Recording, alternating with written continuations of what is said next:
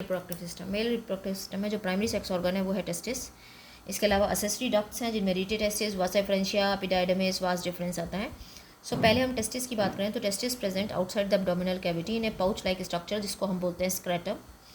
ठीक है, ये जो स्क्रोटम है इसके अंदर ये टेस्टिस होती है। क्यों प्रेजेंट होती है एब्डोमिनल कैविटी से बाहर? क्योंकि इसको 2 से 2.5 डिग्री सेल्सियस लोअर टेम्परेचर चाहिए होता है बॉडी से स्पर्म फॉर्मेशन के लिए। अगर हम टेस्टिस की स्ट्रक्चर देखें तो इसके अंदर 250 कंपार्टमेंट्स होते हैं ऐसे, और हर कंपार्टमेंट में 1 से 3 सेमिनिफेरस ट्यूब्यूल होती है। इस सेमिनिफेरस ट्यूब्यूल्स के अंदर स्पर्म मदर सेल यानी स्पर्मेटोगोनिया होती है। इसके अलावा एक और सेल होती है जिसको हम बोलते हैं सर्टोली सेल। सो ये अगर हम स्ट्रक्चर देखूँ तो मुझे इस टाइप की स्ट्रक्चर दिखाई देती है। तो यहाँ पर ये स्पर्मेटोगोनिया और सर्टोली सेल्स होती हैं। तो सर्टोली सेल्स जिसको हम नर्स सेल भी बोलते हैं जो डेवलपिंग स्पर्म्स को न्यूट्रिशन प्रोवाइड कराती हैं।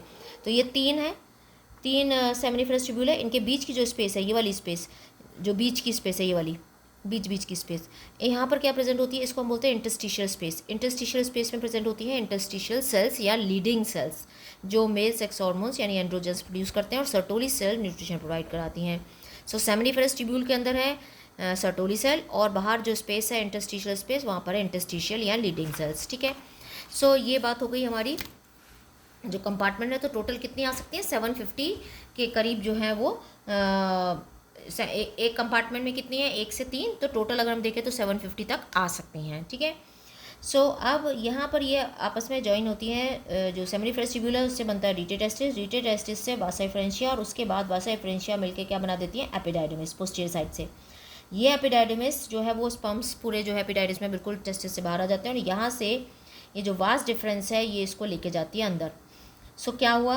सेमिनिफेरस ट्यूब्यूल से रीटे टेस्टिस वासा फ्रेंशिया से एपिडाइडमिस से वास डिफरेंस। तो इसका आपको फ्लू पूछा जाता है कि कहाँ से कौन क्या क्या कहाँ से कहाँ स्पर्म जा रहा है। तो पहले जा रहा है सेमिनिफेरस ट्यूब्यूल, फिर जा रहा है रीटे टेस्टिस, फिर जा रहा है वासा फ्रेंशिया, फिर एपिडाइडमिस, और फिर वास डिफरेंस। सो वास डिफरेंस इसको लेके जाती है एब्डोमिनल कैविटी में अंदर। तो ये यूरेटर के ऊपर से जाती है, यहाँ पर आकर वन पेयर जो ग्लैंड है सेमाइनल वेसिकल उसके साथ मिलकर के क्या बनाती है? Ejaculatory duct. और एजैकुलेटरी डक्ट के थ्रू जब यहाँ एंटर करती है तो यहाँ पर एक ग्लैंड होती है, सिंगल ग्लैंड, जिसको बोलते हैं प्रोस्टेट।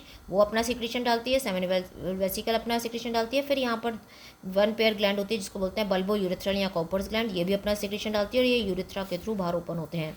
सो यूरेथ्रा से जो है वो स्पर्म्स और ये तीनों ग्लैंड का सिक्रीशन जो है वो बाहर जाता है, और यहाँ से ग्लैंड्स ओपन होके बाहर जाता है। तो मेल्स के अंदर सिंगल ओपनिंग होती है जहाँ से यूरेथ्रा क्या लेके आ रहा है यहाँ पे? यूरेटर से यूरिन। सो ये यूरिन और स्पर्म्स को पास करने के लिए एक ही ओपनिंग है। तो ये तीनों क्या जो सिक्रीशन है ग्लैंड का उसको मिलाकर बोलते हैं हम सेमिनल प्लाज्मा, और स्पर्म मिल जाता है तो बोलते हैं सीमेन।